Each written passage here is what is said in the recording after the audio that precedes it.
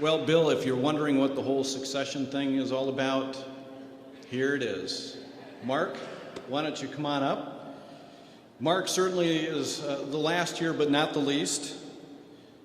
He's officially been given the baton and is now our new president. I think all the employees here today know that Mark has certainly earned his stripes. He has been in a formal succession plan for literally 6 years and has worked in every department and probably done almost every job in the organization. He is coming extremely well accepted and respected. And we're, I think, all proud to call him a leader, our leader. Mark.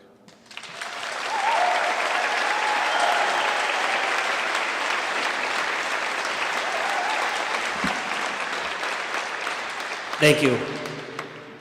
I just want to first start out by saying thank you to everybody that came here and on behalf of our family. And then Jody Gelzo, who put this whole thing together, she really did a great job.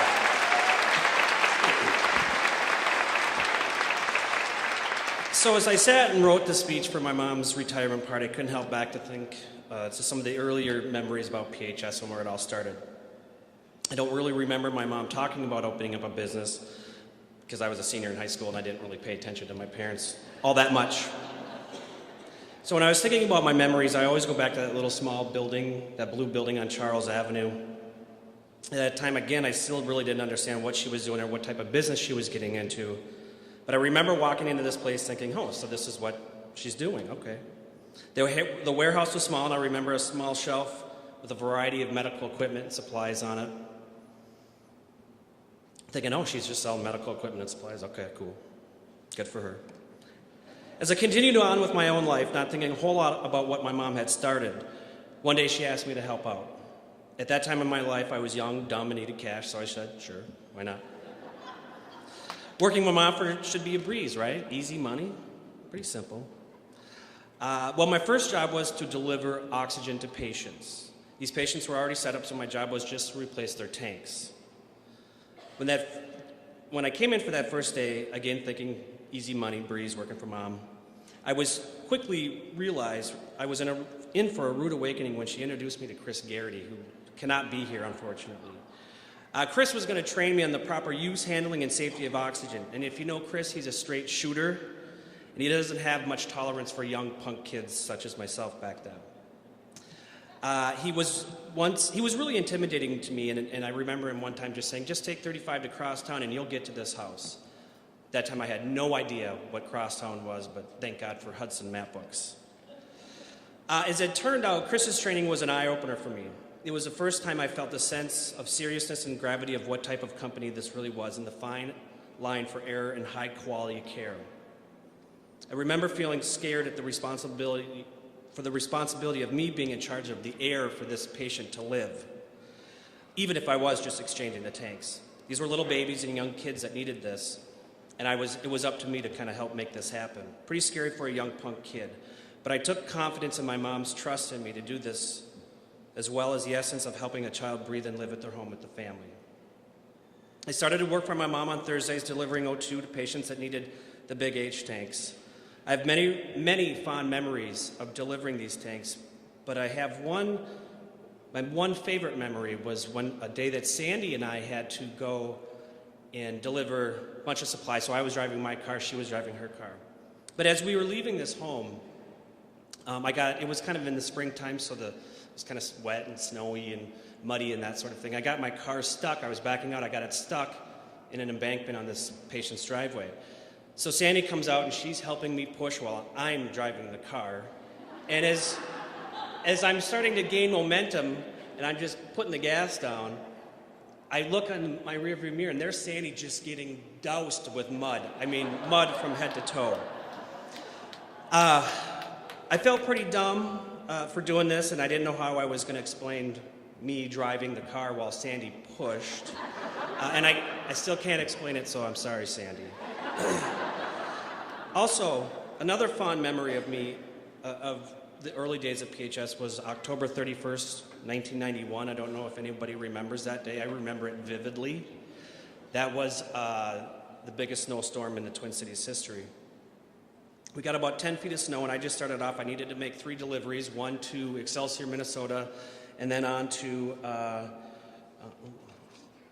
one on to Eden Prairie, then to Minneapolis, and then back to St. Paul. It should have taken me about 3 hours. Well, let's be clear, after that day, I had a really good understanding of crosstown, because I think I spent I would move like 10 feet every 5 minutes. I mean, it was ridiculous.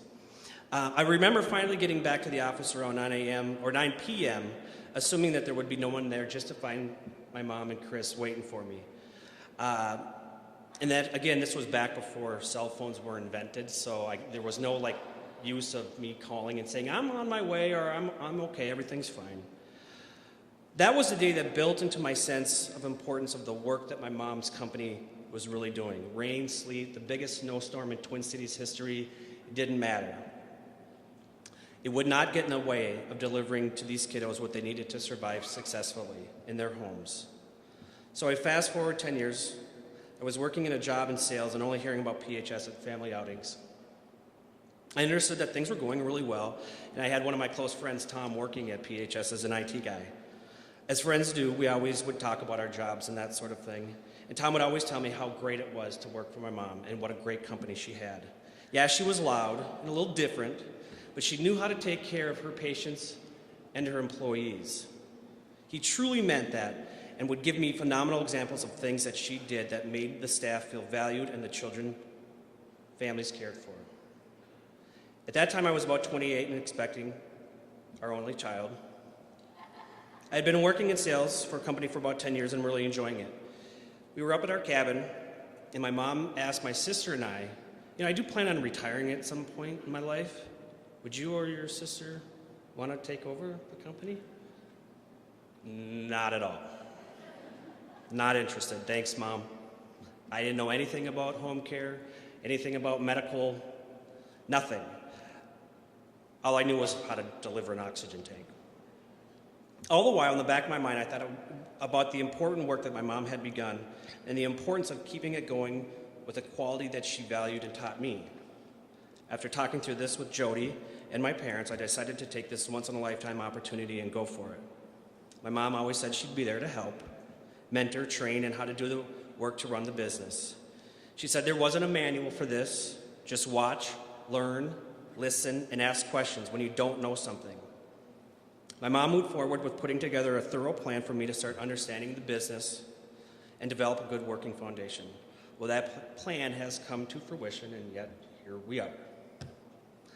I've made my way from a clinical assistant to warehouse, IV biller, pharmacy technician, customer service rep, and then becoming the sales rep. My experience through all these departments helped me understand the business that I was representing. My mom taught me that you need to know your customers. We have a few different customers. We have our patients and our families, and then we have the people that send us the patients. Going from a sales rep to a national company to being the sales rep at PHS was quite a different job. But what I learned was if I didn't know the answer to a question, was to own it, be honest, and get back to them. People respected honesty and follow through, and I want to thank my mom and Jan for instilling that in me.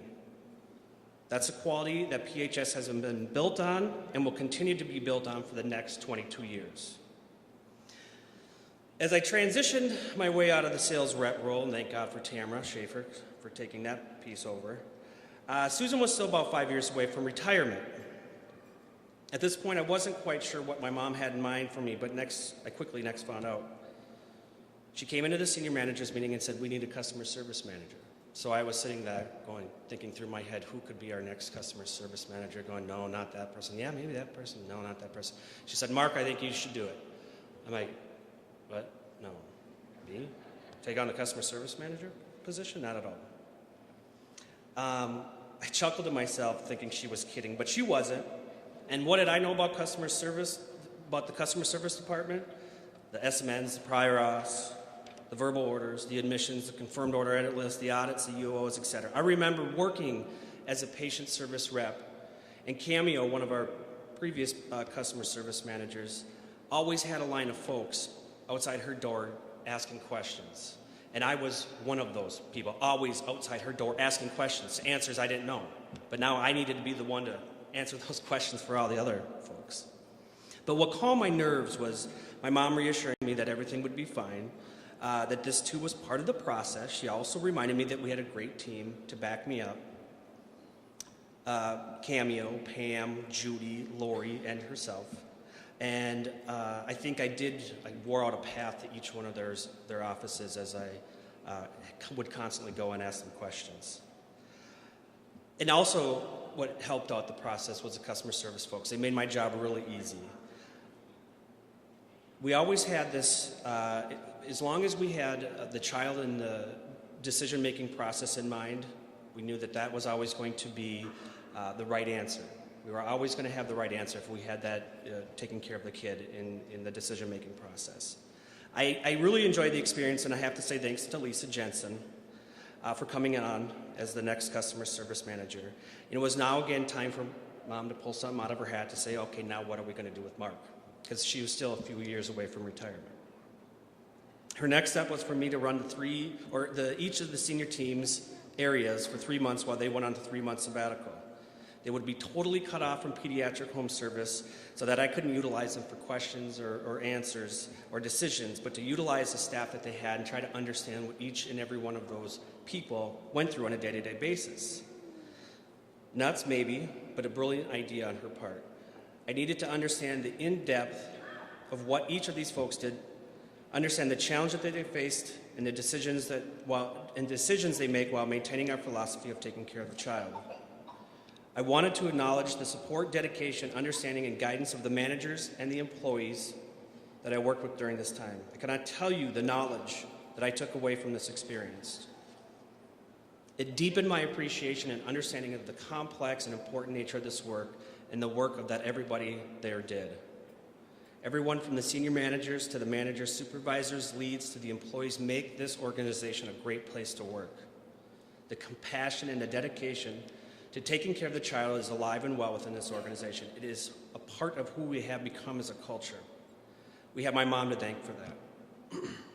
Susan has instilled this into everyone that walks through the doors of PHS. She has laid a fantastic foundation, and it makes running or taking over this company that much easier.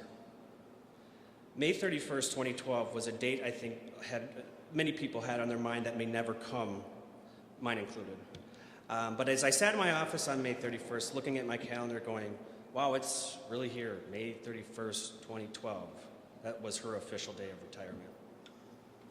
I couldn't believe it, but it said it right there on my calendar, so it had to be true. And I had to ask myself, how can I possibly succeed someone like my mom who has accomplished so much? She simply had a vision, asked a few people to hop on board, and away they went. She always emphasized that taking care of the child is the first and most important and ethical thing to do, and also found the most dedicated and compassionate people with the highest skill set around. I want to compliment her for that. PHS has been her life for 22 years. She's poured her blood, sweat, and tears into making this a fantastic home care company, not just in the state of Minnesota, not just in the United States, but in the world.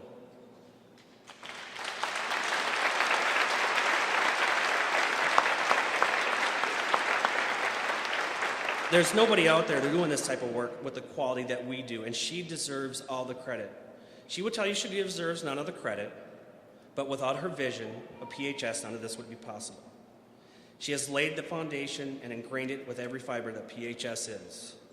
That's how I know I can take this on. No worries. Everyone that surrounds me at PHS is 100% dedicated to our mission. That's what my mom has done to make this organization simply the best. I've mentioned too many folks, and it's the people here. I've mentioned to many folks that it's the people here in this organization that make this place go. My mom, the captain, was just the one picking the team. Sure, the shoes are humongous, and I've got lots of work and learning ahead of me. But the people that are here are simply the best, and I know I have their support. I want to say thank you, Mom, for giving me this opportunity to fill the shoes, and I will continue the legacy of PHS. With all the tools that you've given me, that shouldn't be a problem. Love you.